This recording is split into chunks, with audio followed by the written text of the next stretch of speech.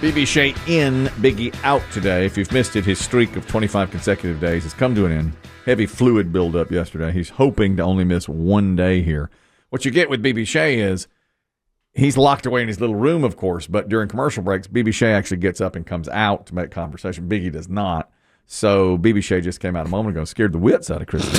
I was startled and just saw this white shape over my shoulder. What's this? What is It's BB Shea's slept-in wrinkled T-shirt. I know. I said, you bring that unwashed head out here all night. That's fine. Yeah, I don't mind the chatting, yes, but I'm just so used to that door remaining closed. Right. I see Biggie doing his stretches. Yeah, which always is is he going to fall over or is he not? Yeah, it's not like yoga Pilates kind of stuff. I would not call it that. Standing up and sitting down. Yeah, but I mean, just watch the poor man readjust in his chair is a labor. It's a lot. I learned something about BB Shea. He golfs a lot of times on Mondays, did yesterday, and raced home so he could watch Jeopardy with his mother. I like that. Yeah. My wife and I do that. We'll shout out answers, into the ether. People think I'm kidding about living with my parents. Like, what? no, I'm in there. Me and my mommy, we watch Jeopardy together. Don't ever say it like that. My advice to you is continue to live with your parents. Continue to do that as long as you possibly can. As we know, the American dream is over. It's dead. It's dead. God, I just read today what it costs to really achieve the American dream, to have a nice house, 2 kids through college, retirement fund. It's like $5 million. Yeah. You need a ton of money to get those things that used to be things you could actually afford. It was your birthright. Yeah. There was yes. As an American. There was a time that you could get that kind of thing, but now, it's just really, really out there to chase it. So my advice to you is play Jeopardy with your mommy every night. Whatever. Bring her whatever she wants. Bring her what she wants. Do you compete? Yeah, we'll kind of just go head to head, but we get answers few and far between. My wife do you shout out answers into the air? 100%. In form of question or just shout out the answer? Well, sometimes in the form, sometimes just shout out answer. Whoa. You're not welcome in our living room, believe me. If I shout out one without the what is or who is, my wife's like, it doesn't count. And I was like, well, come on. Because sometimes I'll shout it like right before they, so I'll just say it. And she'll say, no. Pliny the Elder. You do not. That does not count. We keep track on our fingers of who gets more right. And you should write that down. I keep track. Yeah. And everything is competition. Always. And now, oftentimes I will win, and I win the game, but I lose the war because, like on a Friday night, I might say, "Should we steal away to the bedroom for a little private time?" And just, I don't think so. What is no? What is not on your life? A quick tip too. Anytime there's an artist question you don't know, just say, who is Jackson Pollock? And you're right about 30% of the time. That really drives her crazy. That drives her insane when I say something like that. Believe me. Here's the hero nurse, and I do think she's a hero. She's in Kentucky. A baby raccoon had eaten fermented peaches in a dumpster from a local distillery, was drunk and nearly drowned in the fermented peaches. Now, we had a former coworker who that's how he would sometimes miss work. Biggies are more health related. That's right. This is not fermented peaches in a dumpster. I can't tell you how many times Dave walked in and said, well, I had a batch of fermented peaches last night. I could barely get out of the dumpster. It's so true. But Nurse Misty Combs found this animal, rescued the animal. Everybody around her coworkers were like, no, that thing's dead. Misty, that thing's dead. Not today. She gave it CPR. She literally... CPR? Not mouth to mouth. It says CPR until the animal began breathing. You can't put your mouth on a baby raccoon, I wouldn't think. But he was in bad shape. This is Nurse Misty Combs telling her story. So our health department is right beside of Kentucky Miss Moonshine. They had put some fermented peaches in their dumpster, and I guess the 2 baby raccoons had got into the dumpster and they were stuck. Everybody that was around was like, it's dead. I mean, it's just not going to make it. Immediately, I just started doing CPR on it. I was tickled to death that it was able to join its mom again. That poor little raccoon, I hope it stays out of the dumpster. And she saved it. Delightful. Do you think when she pronounces something, she's like, time of death? 7:06. Cause of death, fermented peaches. She's a nurse. Bless her. Isn't she wonderful? She's a delay. Maybe my favorite Kentuckian. What she said is right. They nursed it. They got it breathing again. They called in Kentucky Fish and Wildlife, took the raccoon, nicknamed it Otis Campbell, took it to a veterinarian. It's a throwback. Yeah, oh yeah. They gave it fluids and gave it a day to sober up, and then reunited it with its sibling and mom and released them into the woods. And nobody had to be treated for the rabies. No, it didn't bite or scratch anyone, of course. And Didn't have those weird behaviors. No, it just apparently, well, you heard there, as with most hospitals, it's beside a distillery. So they, Kentucky Mist, I believe. yes, I love Kentucky Mist moonshine. Let's get it. So our health department is right beside of Kentucky Miss Moonshine. Yes, Kentucky Mist, and it got some fermented peaches there, and so it was out. I mean, it was out, and everybody said, "Misty, give up," and she refused. Don't you love that woman? I love her. I love her Kentucky accent. That is really nice. We have, by the way, this is animal related. Apropos of nothing, I don't even know where this was, but we saw the on TV today that bears are more and more likely now in mountain communities to get into neighborhoods, and people are worried. You know, their garbage is, if you leave garbage out, here come the bears. And there's video now from doorbell cameras of bears in backyards.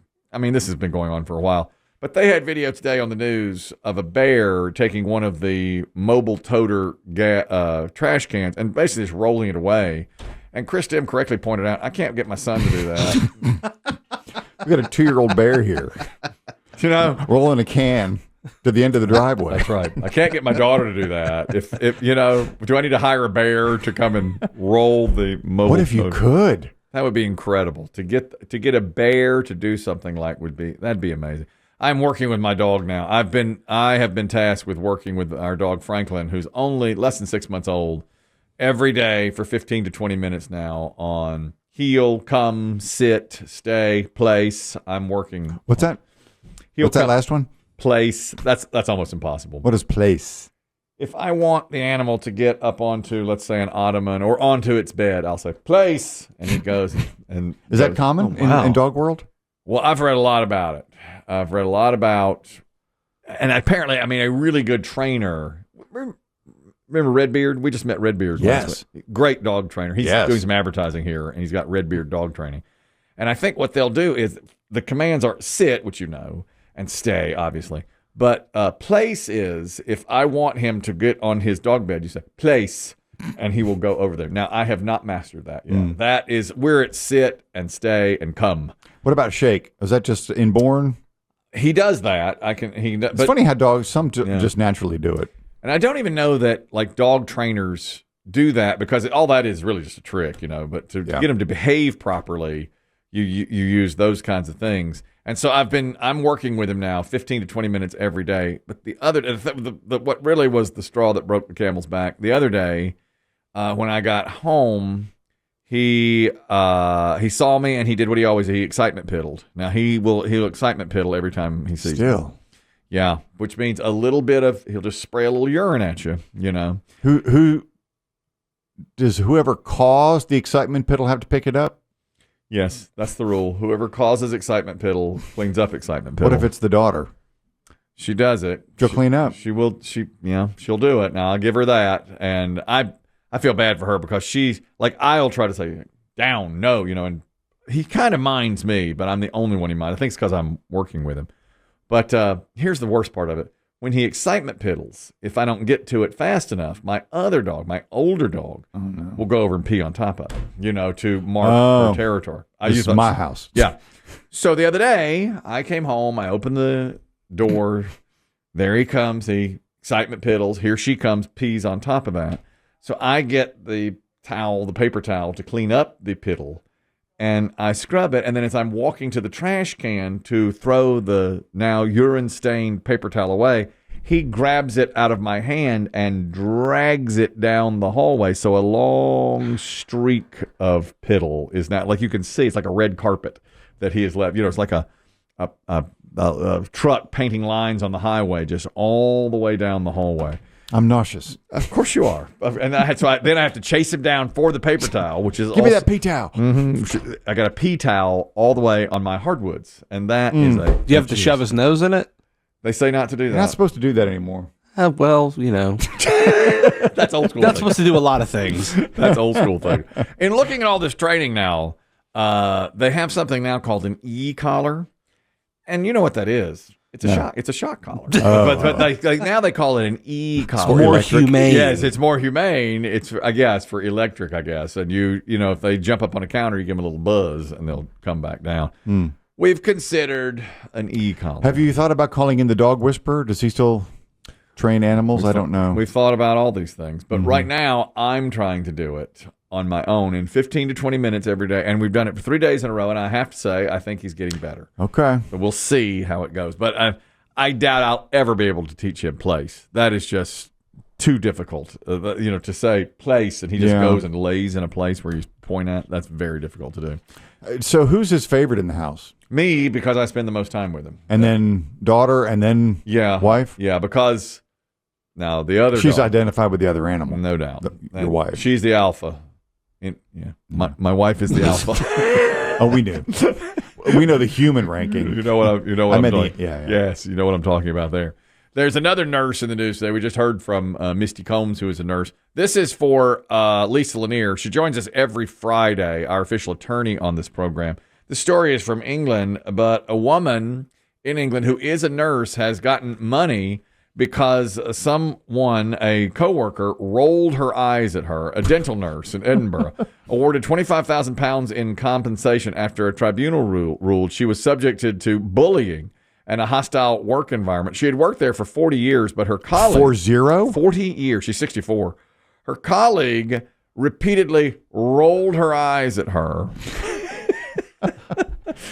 and, according to her, acted rudely when the two worked together at Great Junction Dental Practice. So the tribunal offered her £25,000 over hostile workplace treatment. Wow. Is that her retirement fund?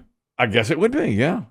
She's 64. Yeah, she'd probably be able to, at this point, it's a nice little boost to it, isn't it? Little bump. Yeah. So the judge ruled that the dental practice failed to address the bullying, and the dental practice had to pay her the $25,000. Do you think, how many courts would agree that eye rolling is bullying? If that's all that there is. She said I was treated rudely, and anytime I would ask Jisna to do anything, Jisna would roll her eyes at me. Well, I mean, that you could say, I suppose, that's insubordination, but I don't know that it's bullying or illegal. In the U.S., I don't believe you'd get $25,000 out of that. At least a lot of times we'll say that would not happen here. We'll bring that up to her on Friday when she's in with us. And this interesting story, another man is trying to fight for his right to drive the vehicle he wants to. Now, he's in Canada, and he admits, I drove my Jeep while drinking. Uh-oh. But the Jeep was actually a Barbie Jeep. He was drunk. His name is Casper Lincoln. He's in Canada. And while he was driving down the street in a little Barbie electric vehicle, he was cited for DUI.